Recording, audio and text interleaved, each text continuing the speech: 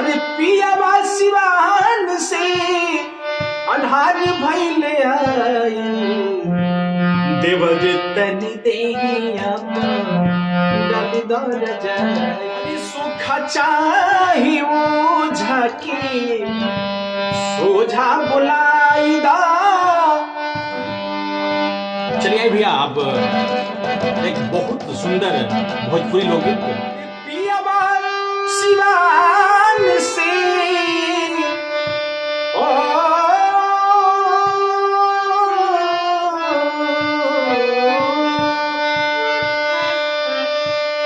अरे पियावा सिवान से अरे अन्हार भइले देवर तनी देहिया डाली दर जाए।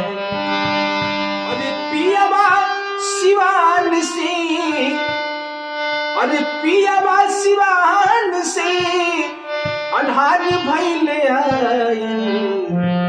देवर तनी देहिया डाली दर जाए।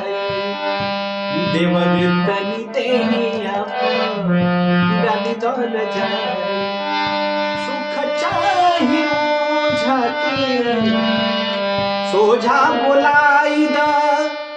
अरे ठीक नहीं लागे हमरा तनी झरवाई दा। अरे सुख चाही ओझा के सोझा बुलाई दा। अरे ठीक नहीं लागे हमरा तनी झरवाई दा। अरे अकेले नया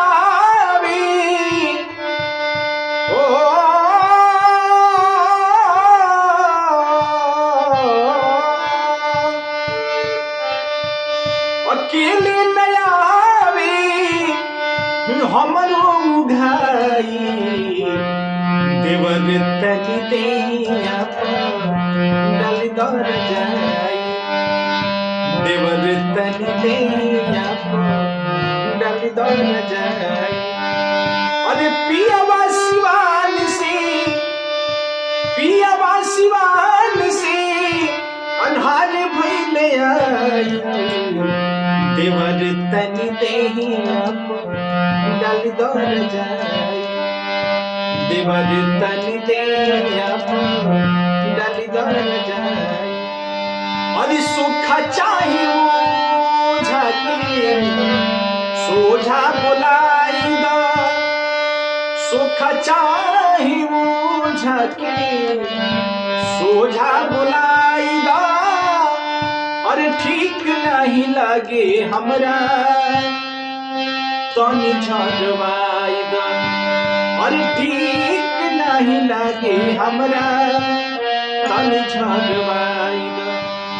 अरे सुख चाही ओझा के सोझा बुलाई दा। अरे ठीक नहीं लागे हमरा तनी झरवाई दा। अकेले नयावे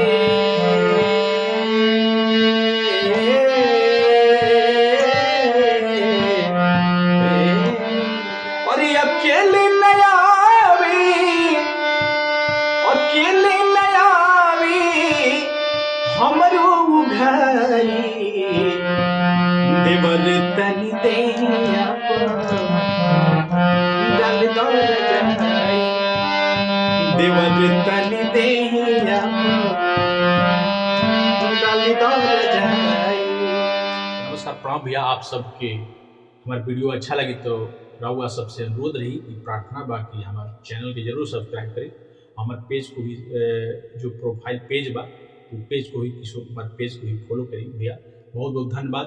आओ सब रहुआ हमारे गाना में कमेंट करी शेयर करी। अगर गलती त्रुटि हो तो जरूर बताएं कि कमी बेसी। और हम बहुत बड़ा कोई सिंगर नहीं थी, ऐसी शौक और जो बा आप सबके मनोरंजन खातिर हम ये वीडियो बनाईला। तो रउआ सबसे अनुरोध रही, हाथ जोड़ के विनती बा, प्रार्थना बा कि हमारे जो बा चैनल के जरूर सब्सक्राइब करी। और बहुत अच्छा ब्लॉग और बहुत अच्छा जो भोजपुरी गाना हमारी चैनल पर और पेज पर आप सबके मिली। तो चलिए बहुत बहुत धन्यवाद।